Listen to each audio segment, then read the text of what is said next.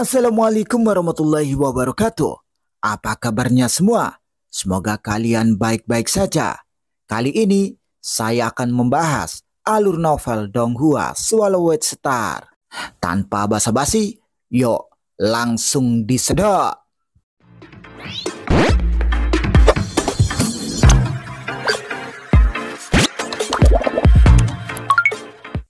Melanjutkan dari cerita sebelumnya, para pedagang di kota Yulan sebagian besar berada di dalam kota.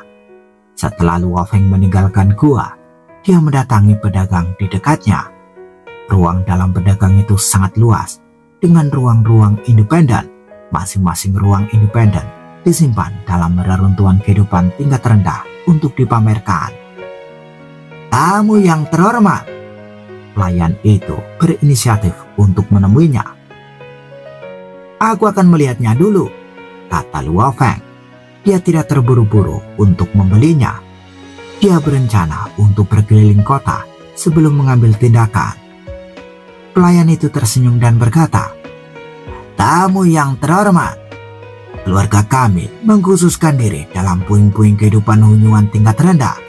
Puing-puing ini dapat digunakan untuk memahami dan berlatih.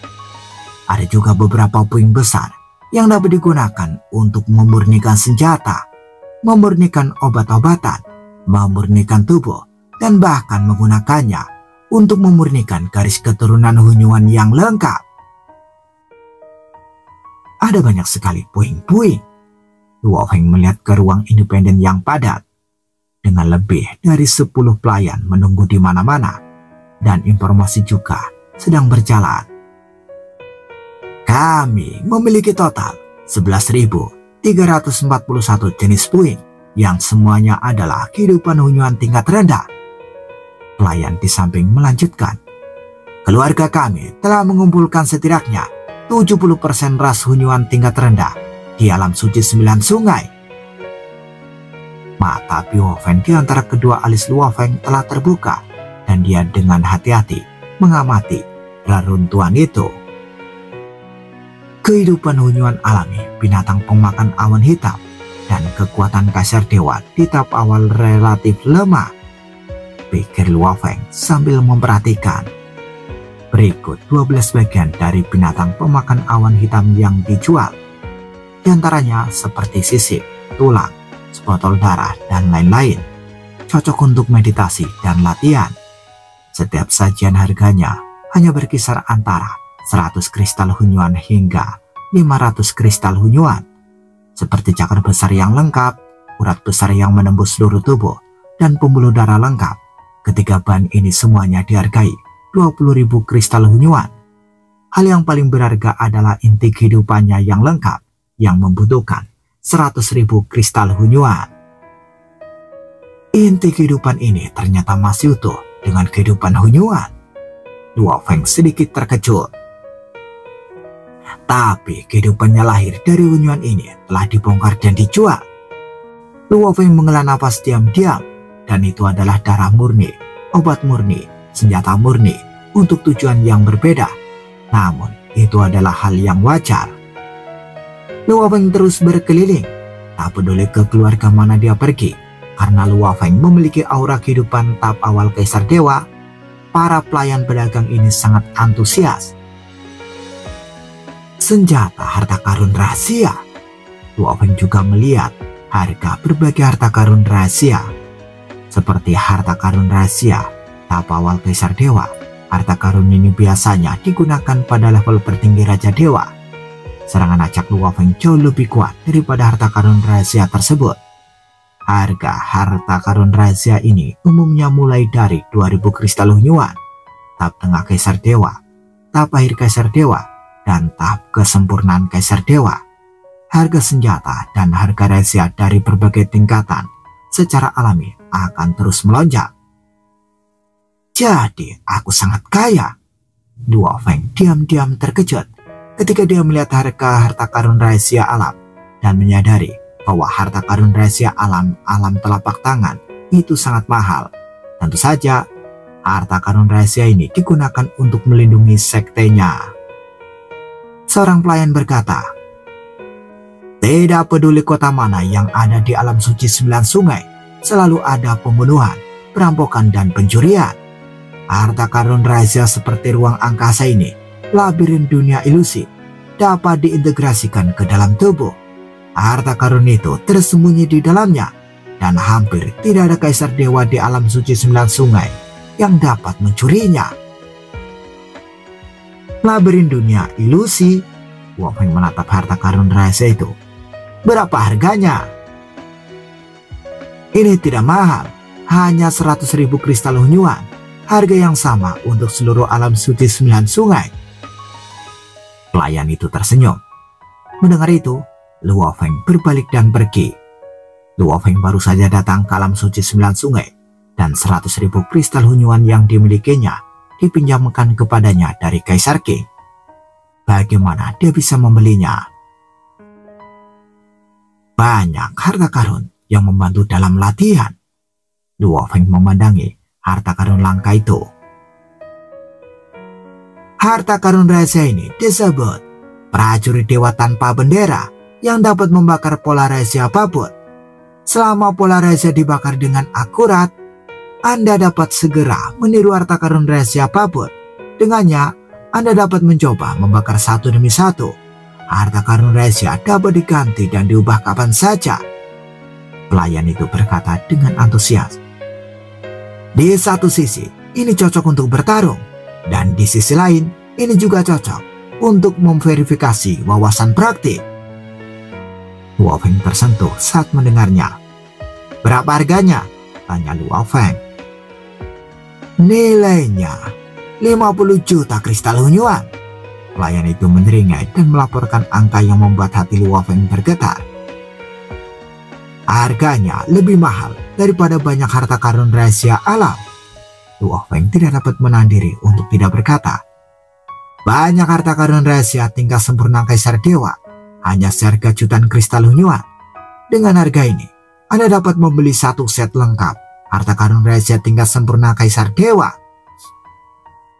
Pelayan itu tersenyum dan berkata, banyak dari Kaisar Dewa yang kuat itu memiliki reruntuhan kehidupan kelas dunia dan memahami misteri reruntuhan yang terukir dalam senjata dewa. Itu dapat memverifikasi apa yang telah Anda sadari. Lu Feng mendesah diam-diam. Terlalu banyak godaan. Lu Feng telah melihat banyak hal, tapi dia terlalu miskin. Tidak usah terburu-buru. Aku baru saja mengunjungi kota Yulan pada hari pertama, lalu memulainya lagi pada hari berikutnya. Lu Feng sang sabar dan tidak membelinya hari ini. Lu Feng harus mempertimbangkan untuk membeli sesuatu yang cocok untuk latihannya dengan harga yang lebih rendah. Miskin, aku terlalu miskin. Belum lagi 100.000 kristal hunyuan. Memberiku 100 juta kristal hunyuan pun tidaklah cukup. Lu Feng terbang di kota Yulan. Sekilas ada juga sejumlah besar kultivator di sekitarnya, dan Lu Feng tidak menyadarinya. Ada sosok pendek di kejauhan. Sosok pendek itu berada di kejauhan.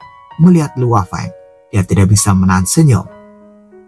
Lu Feng, Kaisar Dewa baru, datang lebih awal. Sosok pendek itu menggerakkan pikirannya dan mulai bertindak.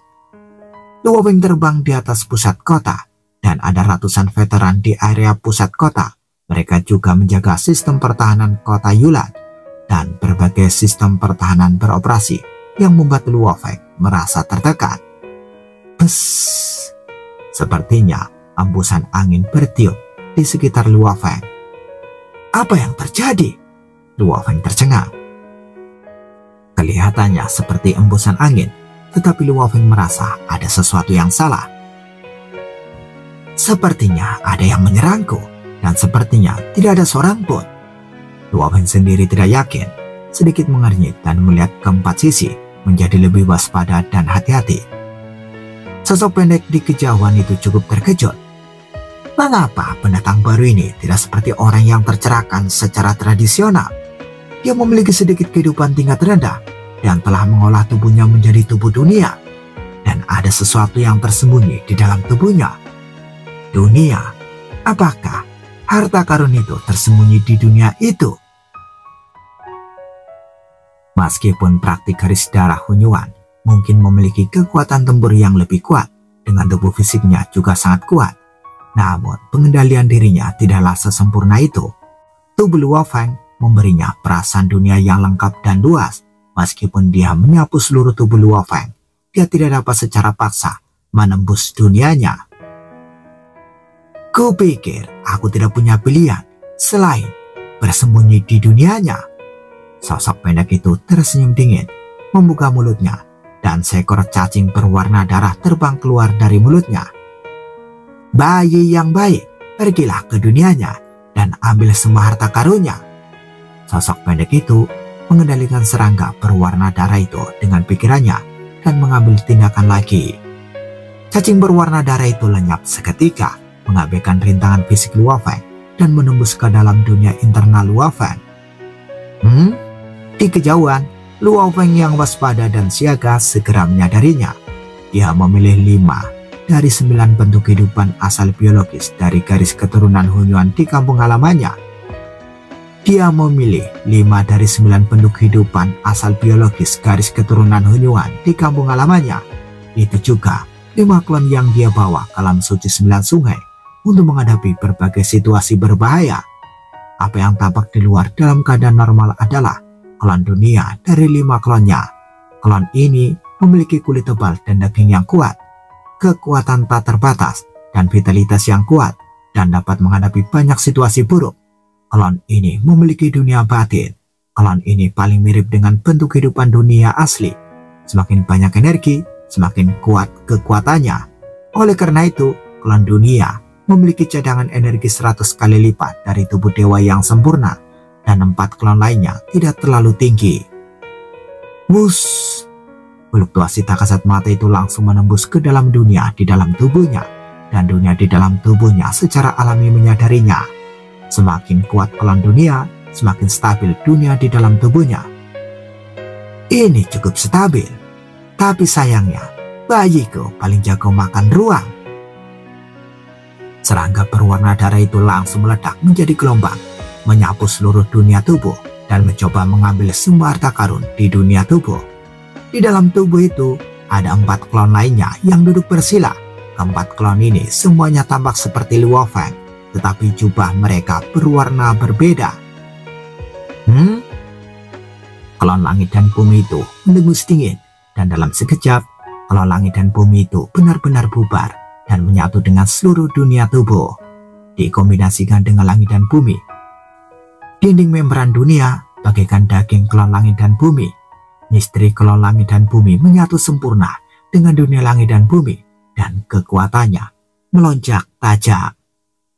Ini serangga berwarna darah itu merasakan dunia batin yang sudah menakutkan, dan dalam sekejap kekuatan pengikat tekanan menjadi lebih dari 10 kali lebih kuat. Baginya, sebelumnya ia tampak seperti berada di aliran air dan ia dapat dengan mudah menyeberang. Namun sekarang, ia tampaknya terperangkap dalam lem, menempel sepenuhnya. Tidak ada harta karun di dunia batinnya. Cacing berwarna darah menggunakan teknik rahasia untuk menyapu seluruh dunia batin, tetapi menemukan bahwa itu kosong. Mau mencuri ya? Ketiga klon yang tersisa di dunia batin menatapnya. Untungnya, 5.000 kristal Hunyuan milikku disembunyikan di dunia di dalam tubuh dan disimpan oleh klon waktu, dan mereka disembunyikan di tubuh masa depan klon waktu. Dunia di dalam tubuh juga memiliki klon langit dan bumi untuk menjaganya. Jika semuanya dicuri, aku juga tidak akan mengatakan apa-apa. Anggap saja itu sebagai pembayaran pelatihan. Luo Feng sudah diingatkan sejak lama, jadi dia secara alami sangat berhati-hati dan waspada. Siapa yang bilang dia adalah orang yang tercerahkan secara tradisional? Cacing berwarna darah itu melihat bahwa situasinya tidak baik dan langsung menghilang. Dia menghantam dinding membran dunia dalam, namun gagal keluar. Setelah dunia dalam dan klon langit dan bumi bersatu, dinding membran dunia menjadi 10 kali lebih kuat. Tidak bagus, aku bisa masuk, tapi aku tidak bisa keluar. Serangga berwarna darah itu segera menyadari bahwa itu buruk. Cacing berwarna darah itu menghilang berulang kali, mencoba menembus dinding membran dunia berulang kali. Namun, setiap kali terhalang oleh dinding membran dunia yang jauh lebih tebal dan lebih kokoh. Ketika klan Luo Feng di dunia dalam tubuh itu menatap cacing berwarna darah pada saat yang sama dan berkata sambil tersenyum, "Saya mendengar bahwa mencuri adalah hal yang sangat umum di kota Yulan. Ketika saya melihat tanda hari ini, metode mencurinya memang luar biasa. Lepaskan aku tidak akan mencuri lagi." Cacing berwarna darah itu mengeluarkan suara sambil melayang di udara. "Hahaha, kau boleh mencuri sebanyak yang kau mau, dan kau boleh masuk ke dunia dalam diriku. Apakah masih mau pergi sekarang?" Tiga Luo Feng menatap serangga berwarna darah itu. "Ini sudah terlambat." Cacing berwarna darah itu marah. 6 pasang sayap kecilnya mengepak bersamaan dan menghilang seketika. Ketika muncul lagi, ia telah mencapai salah satu klon. Klon itu adalah klon Tianguang, salah satu dari 5 klon Luo Feng. Klon Tianguang adalah klon yang paling tidak bisa dihancurkan di antara 5 klon, dan tubuhnya seperti harta karun rahasia senjata ajaib. Ledakan. Serangga berwarna darah itu sendiri seperti harta karun rahasia bertabrakan dengan klan Tianguang. Rasanya seperti 2 harta rahasia yang bertabrakan. Keduanya tidak terluka. "Apa? Dia jelas klan terlemah." Serangga berwarna darah itu terkejut. Klan langit dan bumi bersatu dengan dunia di dalam tubuh. Pada saat ini, energi langit dan bumi yang sangat besar membentuk batu giling raksasa. Ini juga merupakan batu giling kelahiran dan kematian, salah satu metode rahasia utama dari jalur kelahiran dan kematian yang diciptakan oleh Luo Feng. Batu giling besar itu menjebak cacing berwarna darah itu sepenuhnya, mencoba menghancurkan cacing berwarna darah itu. Namun, tubuh cacing berwarna darah ini seperti harta karun rahasia dan tidak takut dihancurkan. "Tidak!" Cacing berwarna darah itu terperangkap di batu gilingan besar dan terus-menerus dihancurkan dan tidak dapat melarikan diri. "Luo Feng, kau benar-benar ingin membunuhku!" Serangga berwarna darah itu meraung marah. Luo Feng mengerutkan kening saat mendengar ini. Informasi pencuri ini benar-benar kuat. Dia baru saja memasuki kota hari ini dan mendaftarkan informasi dasar. Para pencuri bisa mengetahui namanya. "Bunuh!" Klan Kausal di sampingnya segera menggunakan teknik kutukan dan pembunuhan. Dalam sekejap, cacing berwarna darah itu melolong melengking dan napasnya langsung melemah. "Berhenti! Berhenti!" Serangga berwarna darah itu langsung berbicara. "Bisakah seekor serangga kecil menahan seranganku?" Klan sebab dan akibat Luo Feng terkejut. "Mari kita coba lagi." Aku mengaku kalah, kata serangga berwarna darah dengan cemas. Serangga berwarna darah ini adalah salah satu dari 3 serangga kelahiran utama yang dibudidayakan dengan harga yang sangat mahal. Jika serangga kelahiran itu mati, ia akan terluka parah. Kuncinya adalah sebagian besar metode pencuriannya bergantung pada serangga ini. "Apakah kau ingin pergi jika mengaku kalah?" Ketiga Luo Feng menatapnya bersamaan. "Saya bersedia memberi kompensasi." Serangga berwarna darah itu hanya bisa menganggukkan kepalanya dengan patuh. "Berapa banyak yang bisa kau ganti rugi? Aku tidak memandang yang kecil," kata Luo Feng. 10.000 kristal hunyuan. Aku bersedia membayar 10.000 kristal hunyuan, kata serangga berwarna darah. Luo Feng mencibir. "Seranggamu bukan klon, tapi seperti klon. Jadi itu jauh lebih berharga daripada senjata biasa dan harta rahasia. Jadi aku tidak menginginkan lebih 200.000 kristal hunyuan. 1 kristal hunyuan hilang, aku akan membunuhmu sekarang." 200.000 kristal hunyuan, seru serangga berwarna darah itu. "Aku akan memberimu waktu 3 kali untuk mempertimbangkannya. Jika kau tidak setuju dalam waktu 3 kali, aku akan membunuhnya." Luo Feng sama sekali tidak berbicara omong kosong padanya.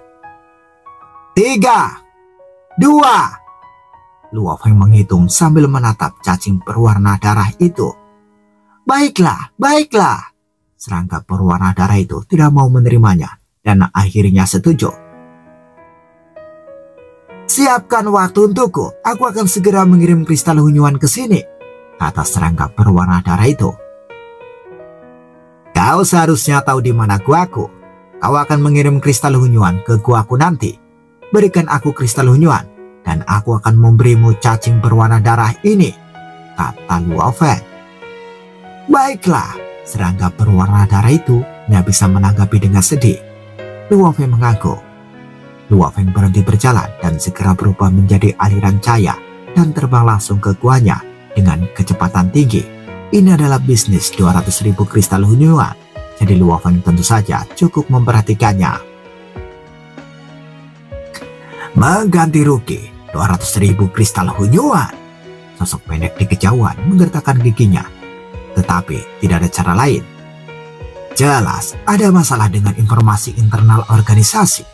Metode Luo Feng aneh dan tidak dapat diprediksi.